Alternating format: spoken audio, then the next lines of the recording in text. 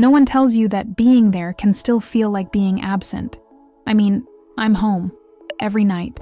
I do the groceries, pay the bills, answer work emails until my eyes blur, and somehow still manage to remember what brand of cereal he likes.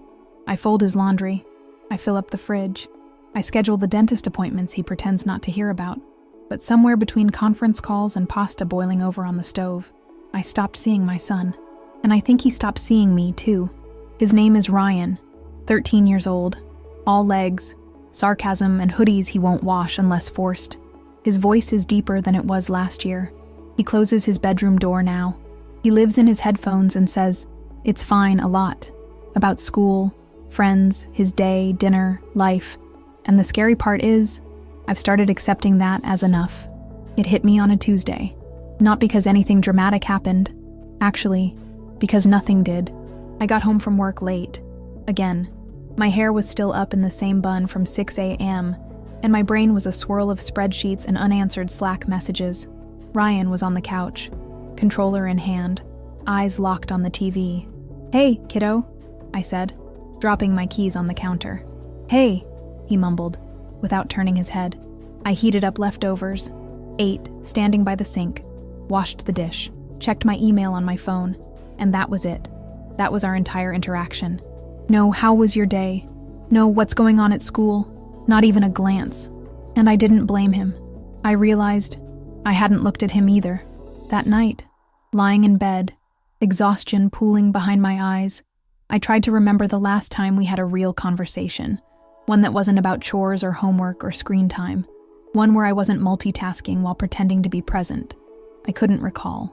And that's when the guilt hit. The heavy, sinking kind. The kind that whispers, "You're doing everything, but you're missing everything." Because that's what this stage of motherhood feels like sometimes. You're running at full speed, keeping the machine of life moving, and yet the moments, the real ones, slip through your fingers like water. The next morning, Ryan came downstairs, earbuds already in, hoodie half-zipped, backpack slung over one shoulder. He walked past me, grabbed a granola bar, and said, "Bye, Mom." I called after him. "Wait, can I ask you something?" He paused, hand on the doorknob. "When's the last time we hung out? Like, really spent time together?" He gave me that look, the half-shrug, half-smirk expression only a 13-year-old boy can master. I don't know. A while, I guess. "Do you miss it?" I asked, before I could stop myself. He blinked. "Miss what?" "Us.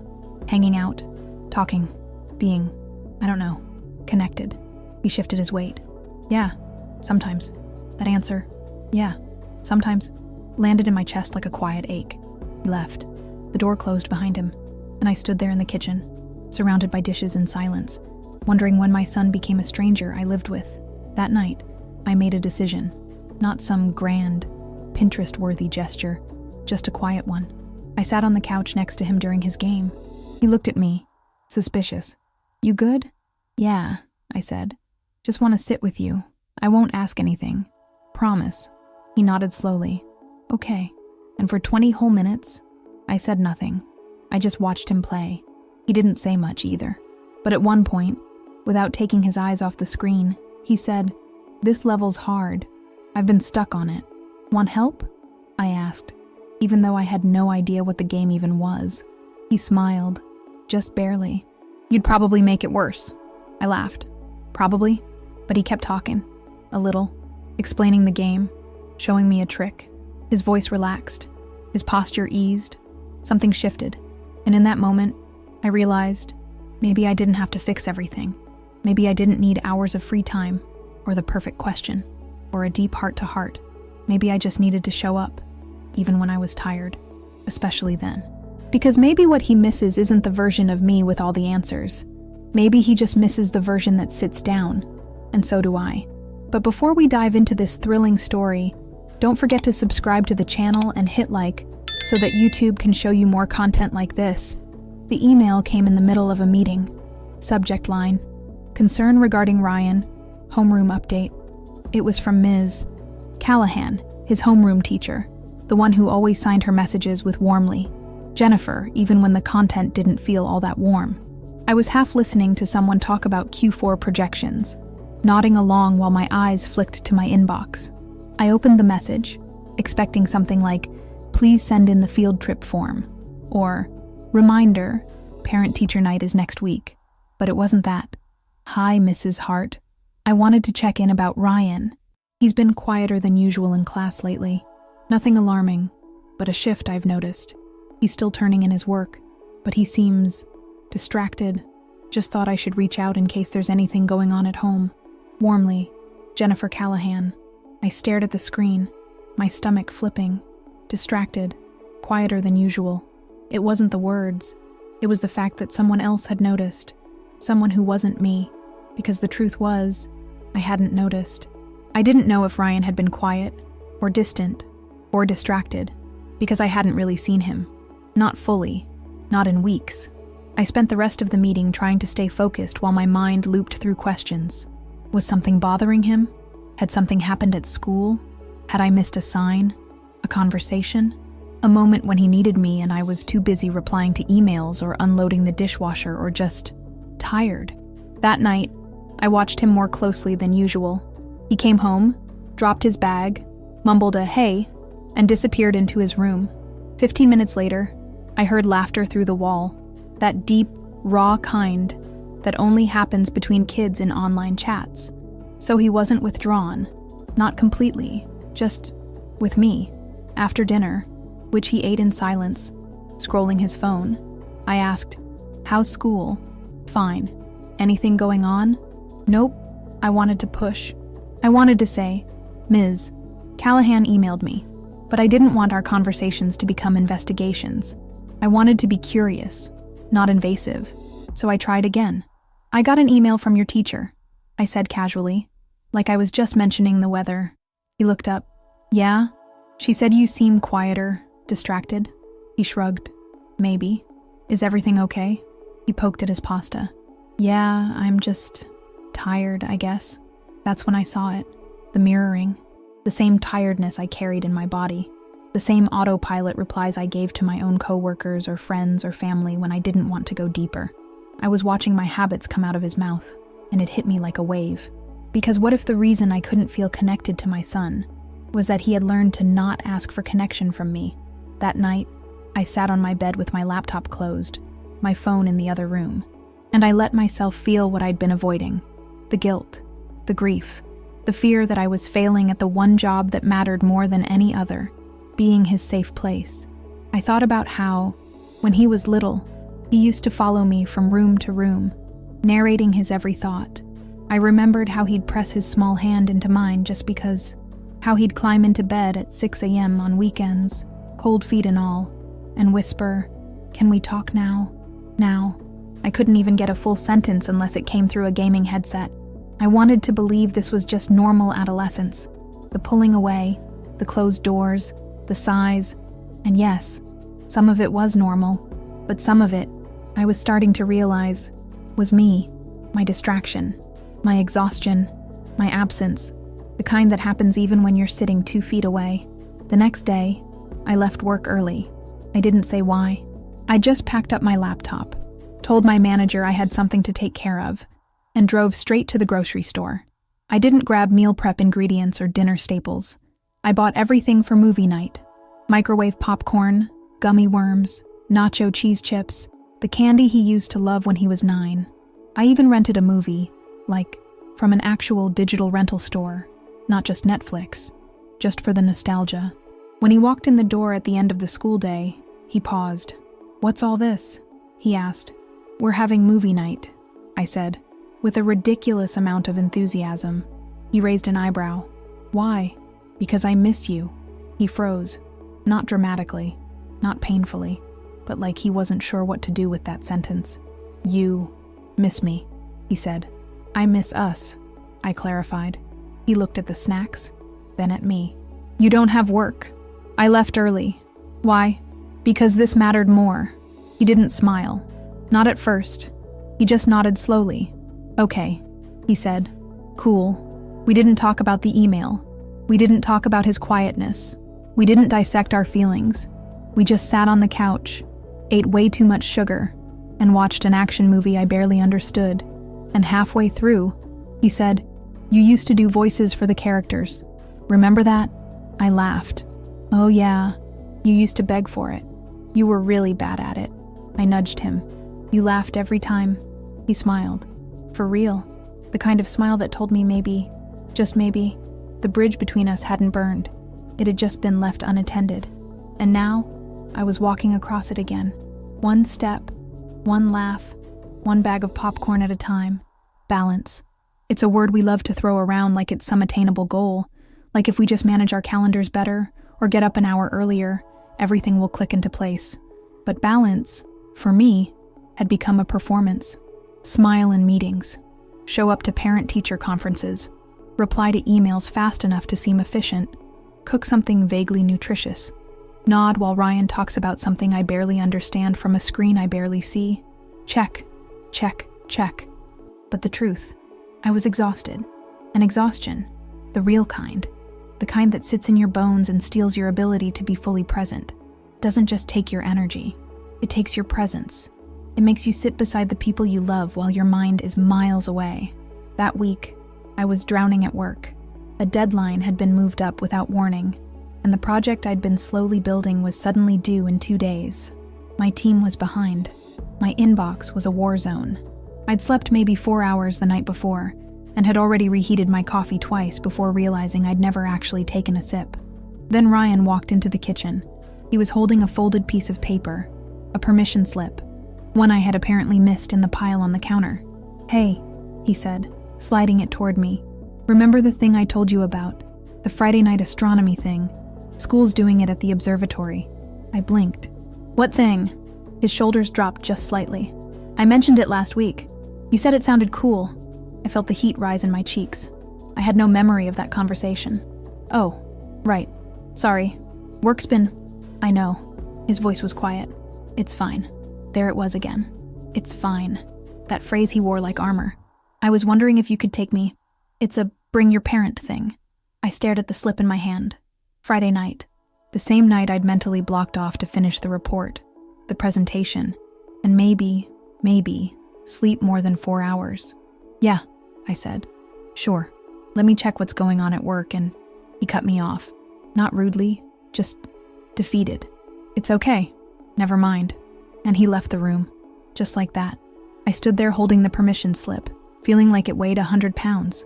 The old me would have told myself this is what being a working mom looks like. That sacrifice is normal. That he'll understand someday. That showing up 90% of the time is good enough. But now that I had finally started to pay attention again, I saw what that 10% actually cost. And it wasn't about the observatory. It was about the fact that he'd wanted me there. He still wanted me, and I had almost missed it. Again, I took the rest of the day to finish what I could. That night, while Ryan was in the shower, I signed the permission slip and slipped it under his door with a post-it that said, "I'll be there. I can't wait to see the stars with you." He didn't mention it when he came out, but at dinner, he offered to help clean up, which, from a 13-year-old, is basically a love letter. Friday came fast. I was tired. Beyond tired. I hadn't caught up on anything, and I knew I'd be paying for this break with a late night and an early morning, but I didn't care. We drove to the observatory in silence, both of us a little awkward. He fidgeted with the sleeve of his hoodie. I tapped the steering wheel in rhythm with the music. I almost filled the quiet with questions, updates, reminders, anything to make the silence feel productive, but I stopped myself, because some silences don't need to be filled. They need to be shared. When we got there, the air was crisp and the sky impossibly clear. Groups of parents and kids were already gathered around telescopes. A teacher was explaining constellations with a green laser pointer that made Ryan laugh. He turned to me, half smiling. "You remember the Big Dipper, right? Only because it looks like a spoon," I teased. He laughed, rolling his eyes. "It's literally a ladle, Mom." I grinned. "A ladle is just a fancy spoon." We walked together, telescope to telescope, looking at Saturn's rings, the moon's craters, Jupiter's glow, and I watched him come alive, not just as a student, but as a person. The way his eyes lit up when he saw something new, the way he explained what he was learning, not like he was showing off, but like he wanted me to understand his world. At one point, while we stood in line to look through a telescope, he said, "I'm glad you came." I turned to him. surprised by the softness in his voice. "I'm really glad," he repeated, quieter. I felt that lump in my throat, the one that comes when you realize you almost missed a moment that would have mattered for the rest of their life. "I wouldn't have missed it," I said, and I meant it, even if I had almost missed it. On the way home, he didn't put his earbuds in. He talked about space, about school, about a new kid in his class, about how he was thinking of joining the robotics team. He talked, and I listened, fully. Not while replying to emails, not while folding laundry, just listened. When we pulled into the driveway, he didn't move right away. "Do you ever think about how small we are?" he asked. I smiled. "You mean, compared to the universe?" He nodded. "It's weird, but kind of cool too." "It is," I said. "But you know what's bigger than all that?" He looked at me, eyebrow raised. "My love for you," he groaned. "Mom."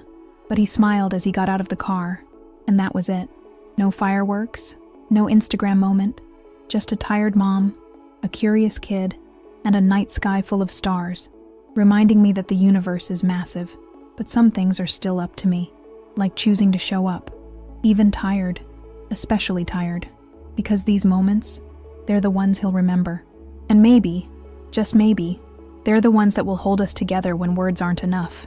It took me a while to admit it out loud, not the exhaustion. I'd said that plenty of times, usually with a laugh. "Oh, I'm running on caffeine and chaos," I'd joke in office group chats. "Mom life, am I right?"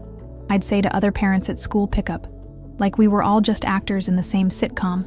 But what I hadn't said, not once, was the truth behind the smile, that I felt like I was slowly disappearing from my own life, that the version of me who used to enjoy things, dinner conversations, weekend walks, my own son, had been replaced by a woman just trying to survive the next task. I didn't realize how much it was building inside me until one Saturday morning, sitting across from my oldest friend, Jess Baum, at a coffee shop. We hadn't seen each other in weeks, months, maybe. She had a teenage daughter, too. We used to talk all the time when the kids were little. Play dates, birthday parties, school projects. Now, life had scattered us into survival mode. "How's Ryan?" she asked, sipping her iced coffee. I opened my mouth to say, "He's good," but the words didn't come. Instead, I felt my throat tighten, and before I could stop myself, I blurted, "I think I'm losing him." Jess put down her cup. "What do you mean?" I looked down at my hands, twisted in my lap. "I'm so busy, all the time, between work and the house and everything. I don't see him. Not really. And I think he's starting to feel it. I think maybe he's been feeling it for a while." She was quiet. I kept going. "He still talks to me. A little. He's polite. He shows up. But I feel like he's slipping through my fingers and I'm too tired to catch him." Jess didn't rush to fill the silence. She just nodded. "I know that feeling," she said. Sometimes I go a whole day and realize the only full sentence I said to Lily was, "What time is your practice?" We looked at each other, and something in me relaxed. I wasn't the only one.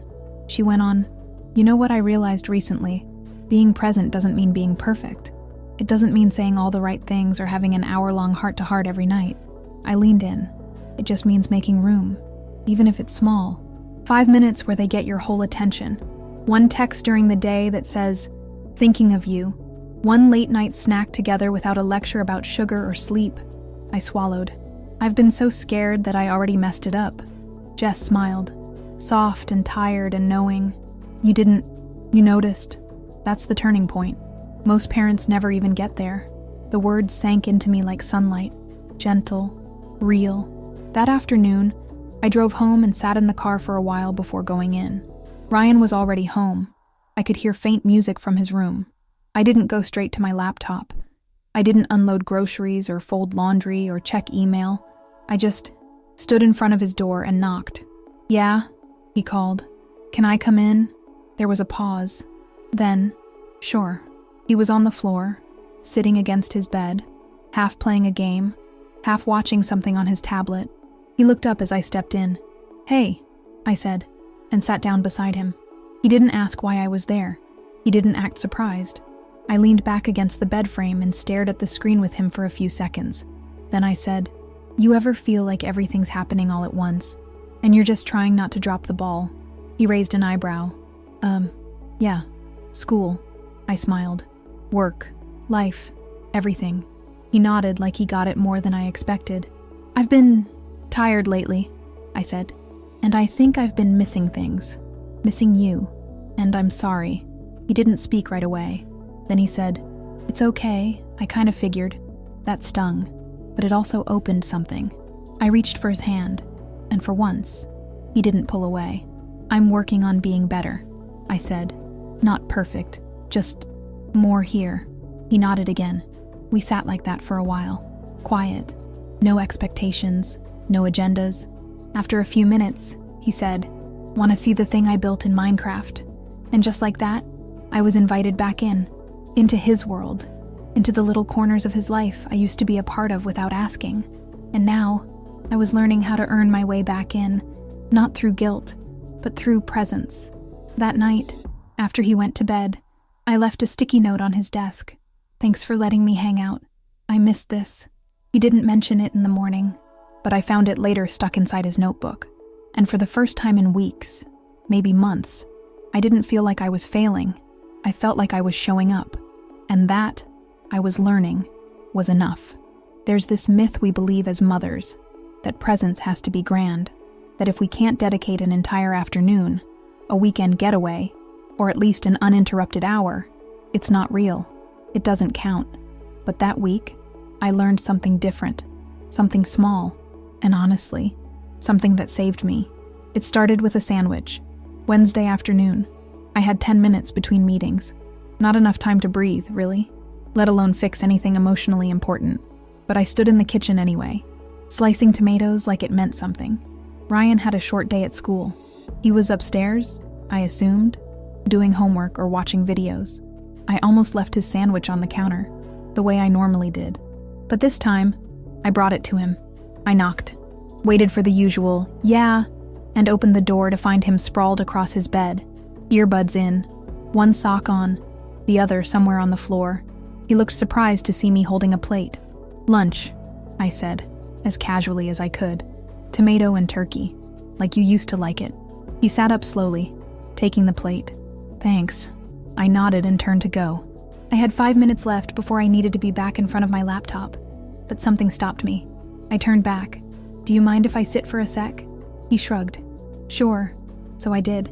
I sat on the edge of his bed while he ate, and for a moment, there was no lesson plan, no lecture, no hovering, just 10 minutes. Me, him, a sandwich. And in those 10 minutes, I learned that a girl in his class had cried during a presentation, and that it made him uncomfortable because no one knew what to do. He told me he hated how the science teacher talked to certain kids, and how he was thinking of trying out for the soccer team even though I'm probably trash. I didn't say much. I didn't offer advice. I didn't ask more than one follow-up question at a time. And yet somehow, he talked, more than I'd heard in days. That night, I didn't have time for anything elaborate, but I had 5 more minutes, so I asked if he wanted to help make dinner. He made the salad, badly, but proudly. The next day, I passed by his room again with 10 minutes to spare before dinner. He was watching a video about how airplanes work. When I peeked in, he said, "Want to see something weird?" He didn't have to ask twice, so it became a thing. Our 10 minutes. 10 minutes while dinner cooked. 10 minutes between meetings. 10 minutes before bed. No phones. No multitasking. No agenda. Just me and him, wherever we were. And it changed everything. Not overnight. Not dramatically. But like water on stone. Steady. Consistent. Soft enough not to scare him away. Strong enough to slowly wear down the wall between us. One night, during one of our 10 minutes, I asked him something simple. "What's something you miss?" He looked at me, thoughtful, then said, "When we used to go to the library on Saturdays, you'd let me pick, 10 books, even if I never read half of them." I smiled. "You always went for the dinosaur ones." "I still like them," he said, almost shyly. We didn't plan a library trip that second, but we did the next weekend. We walked between the shelves, quietly, comfortably. I didn't rush him. He picked out 4 books. I picked out 2. We got hot chocolate afterward. And when we got home, he didn't go straight to his room. He sat at the table, opened a book, read for 30 whole minutes while I folded laundry nearby. He didn't say a word, but he was there, with me, and I realized that maybe he hadn't drifted as far as I thought. Maybe I had just stopped reaching. That night, I stood outside his room before bed. I didn't knock this time. I just said softly through the door, "I love these moments with you, even the small ones, especially the small ones." There was a pause. Then, through the door, "Me too, Mom." And I went to bed with something I hadn't felt in a long, long time. Peace. Not because I'd fixed everything, not because the guilt was gone, but because I had stopped believing the lie that I needed hours to make him feel loved. Turns out, I just needed 10 minutes, and intention, and heart. And if you are enjoying the story, help us out by subscribing to the channel and giving a like. I thought we were finding our rhythm again. The quiet, tender kind of rhythm you don't even notice at first, until one small disruption threatens to snap the entire thread. It was Friday afternoon. My calendar was mercifully light. Ryan had a half day, and I'd promised we'd go for ice cream after school, something we hadn't done in years. He didn't say much when I offered, just gave a small nod, but I could tell it meant something. I was waiting in the school parking lot, the soft hum of a podcast playing in the background, when my phone buzzed, a notification from the school parent group chat. Normally, I barely looked. Most of it was updates about fundraisers or misplaced water bottles, but this one had my son's name in it. Some of the boys from 8th grade got caught trying to sneak their phones during a math test. I heard Ryan was with them. My stomach flipped. The kind of flip that comes from not knowing if you're about to overreact or underreact to something that matters. I texted him, "Hey, just parked. Everything okay?" No reply. A few minutes later, I saw him walking toward the car, head down, hands in his hoodie pocket. Not a good sign. He got in, didn't say anything. I watched him buckle his seatbelt, like that act alone might shield him from whatever he was carrying. "Hey," I said carefully. "How was school?" "Fine." We sat in silence. I didn't start the car. After a moment, I said, "I saw a message in the group chat. Something about phones during a test." He groaned. It wasn't what it sounds like. "Okay," I said, keeping my voice calm. "Tell me what it is then." He sighed hard. Liam and Mason were using their phones. I wasn't. I had mine in my backpack, but I wasn't cheating. Mr. Hansen saw us huddled up before the test and assumed we were all in on it. "Did you explain that to him?" "I tried," he said, his voice tight. He didn't believe me. I wasn't even using it. I nodded slowly. A familiar part of me, the old me, was already firing up, ready to launch into lecture mode, ask to see his phone, demand proof, the part of me that assumed guilt until proven otherwise. But I looked at his face, flushed, frustrated, and hurt, and something in me paused. This was the moment, the kind that could turn all our progress back into silence. So I asked gently, "Do you want me to call the teacher?" He shook his head quickly. "No, that'll make it worse." I nodded again. "Okay, then I trust you." His head snapped up. "What?" "I trust you," I repeated. He blinked. "But you didn't even check." "I don't need to." "I believe you." He sat there, stunned, like he couldn't decide if this was a trap. "You're not mad." "I'm disappointed it happened. I'm sorry the teacher didn't listen, but I'm proud of you for telling me." He didn't say anything for a long time. Then, softly, he said, "You used to always check." I smiled, a little sad. "I know." We drove to the ice cream place in silence, but it wasn't uncomfortable. It was processing, settling. By the time we got our cones and sat on the curb, he spoke again. "I don't know how to prove I didn't do it." "You don't have to," I said. "Not to me." He took a bite of his ice cream, eyes down. Then, after a pause, he said, "Thanks for believing me. That means more than you probably think." I looked at him, my boy, who was no longer little, but still looking for a place to land when life felt unfair. "You've earned it," I said. "I see how hard you're trying, even when I forget to say it." And there, on that concrete curb, in the middle of a regular Friday, I realized something powerful. Trust heals, not instantly, not perfectly, but deeply. It tells our kids, you don't have to be perfect to be believed. You don't have to perform to be safe. That night, I found a note under my coffee mug the next morning, scrawled in his messy, half-legible handwriting. I didn't cheat. Thanks for knowing that without proof. I kept the note. Still do. Because it wasn't about the math test. It was about a boy learning he's not alone when things go wrong. And a mother learning that presence also means believing, even when it's easier not to. Weekends used to feel like a breath. Now, they felt like overflow. The laundry pile glared at me from the hallway. The groceries hadn't been bought. My inbox had somehow grown even without me touching it. But this weekend was supposed to be different. It had been Ryan's idea, which already made it rare. Could we maybe go to Grandpa's cabin? He asked one evening, without looking up from his bowl of cereal. I blinked. The cabin? He nodded. I don't know, it's been a while. Might be cool. Cool. That one word was enough to send me scrambling for a free weekend, confirming if the place still had running water, and dusting off the road trip playlist we hadn't touched in 2 years. My dad's old cabin was a little run down, mostly used for storage now, but it held something sacred. Unplugged space. No Wi-Fi. No screens. Just trees, quiet, and each other. We left early Saturday morning. I packed snacks like we were crossing a desert and tried not to let my excitement show too much. Ryan sat in the passenger seat, legs folded under him, hood up, headphones in, classic teenage armor. But 2 hours into the drive, something shifted. He pulled one earbud out. Do you remember that time we got stuck on the side of the road because the tire exploded? I laughed. I do. You were 6 and convinced we were going to be eaten by raccoons. I still think you didn't know how to change the tire. I Googled it. That counts. He grinned. You were so stressed. Welcome to parenting. He snorted. You're better at it now. I looked at him, surprised. You think so? He shrugged. You don't yell as much anymore. Hey, I never yelled that much. He raised an eyebrow. Okay, I admitted. Maybe I did. But only because I care. He didn't reply. But he didn't put his earbuds back in either. When we got to the cabin, it was colder than I remembered. Dusty. Smelled faintly like old books and pine.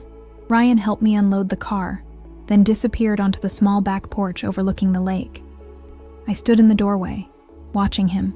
He looked so tall from behind, so much older. And yet, something in the way he leaned over the railing, head tilted to the sky, reminded me of the boy he used to be. The one who asked if clouds could fall, and whether fish cried underwater. After dinner, burnt grilled cheese and overcooked soup. Perfection. We sat on the porch with mugs of cocoa. No phones. Just the sound of the wind and the creaking of old boards beneath our chairs. That's when he said it. Out of nowhere. Sometimes I don't know how to talk to you. The words landed so quietly, I almost missed them. I turned to him. What do you mean? He was looking straight ahead, at the water. I don't know. It's like, you're different lately. Not in a bad way, but you listen more. You don't try to fix everything right away. I waited. But it also makes me realize how many times I didn't talk before, he said. And now it's like, I don't know where to start. My throat tightened. You don't have to start anywhere specific, I said. You can just talk, or not. I'll be here either way. He nodded. We sat in silence for a long while. Then he asked, were you scared when I stopped talking to you so much? I didn't even pretend to play it cool. Terrified, I admitted. Why didn't you say anything? I think I didn't want to push you further away. He nodded slowly. Did it hurt? He asked. Yes, I said. But more than that, I missed you. He looked at me. I missed you too. The air felt heavier, but in a cleansing way, like a thunderstorm breaking humidity. Later, before bed, I heard him laugh to himself while brushing his teeth. What's funny? I asked. I was thinking about how you once said I talked so much I could wear out the dog. I grinned. I stand by that. He smiled in the mirror. Maybe I'm starting to find that version of me again. I stepped closer. I'd love to meet him again. And that night, as we lay in separate beds across the room, old cabin tradition, I whispered into the dark, thanks for bringing us here. He didn't respond right away. Then, thanks for coming with me. And just like that, I felt something settle in my chest. We weren't who we used to be, but we were becoming something new. Not mom and little boy, not strangers under the same roof, but people, learning each other again.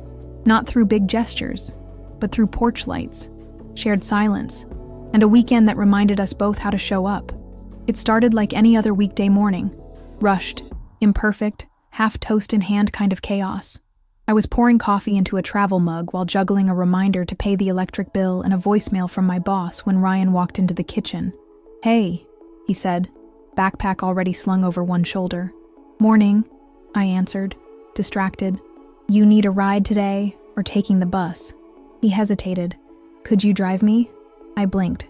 It wasn't that he never asked, but lately, he'd been fine doing his own thing. Independent, headphones in. Later, Mom, with the door halfway shut.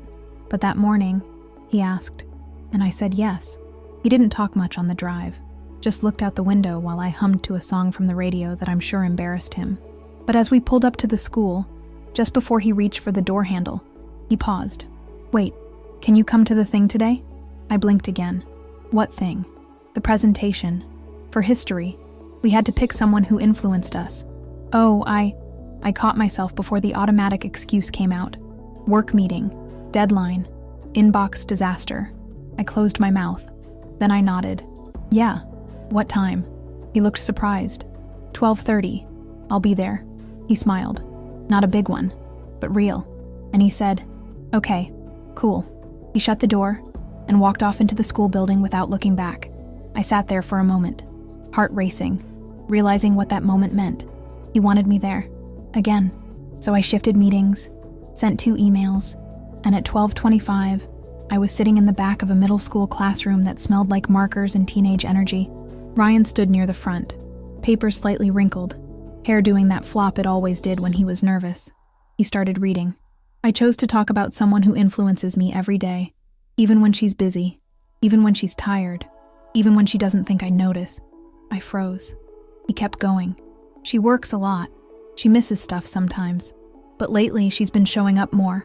Like, not just physically, but in real ways. Small stuff. Sandwiches.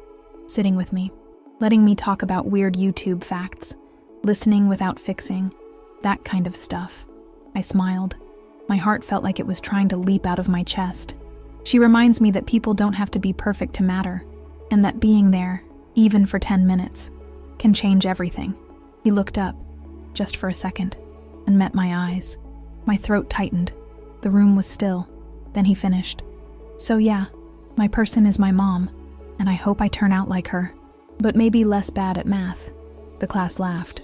I laughed too, through tears. Afterward, I hugged him in the hallway. Not a full, dramatic hug, just one of those one-armed, quiet ones that teenage boys will accept if no one's watching. "Thanks for coming," he whispered. "Thanks for inviting me," I whispered back. The drive home was quiet.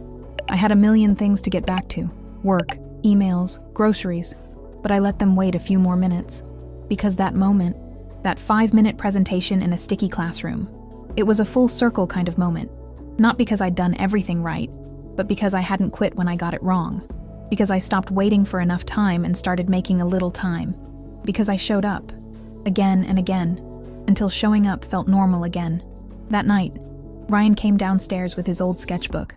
"Look what I found," he said. It was a drawing he'd done years ago. Messy, colorful, crooked, a stick figure version of me holding his hand, with the words, "My hero." He grinned.